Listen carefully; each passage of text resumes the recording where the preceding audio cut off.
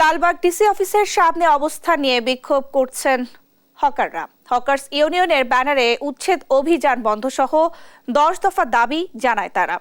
বুধবার দুপুরে অবস্থান নিয়ে বিক্ষোভ শুরু করে হকাররা। তাদের আন্দোলনে সমর্থন জানিয়ে সঙ্গীত পরিবেশন করে উদীচী শিল্পী গোষ্ঠী। হকার নেতারা জানান, পুলিশের অভিযানে 1 মাস ধরে লালবাগ জোনের কোনো এলাকায় ব্যবসা করতে পারছেন না তারা। উচ্ছেদ বন্ধ না হলে কঠোর আন্দোলনে যাওয়ার হুঁশিয়ারি দেন তারা। বিকল্প ব্যবস্থা না করে এতগুলো মানুষের রুটি রুটি এইভাবে উচ্ছেদ করা চলবে না।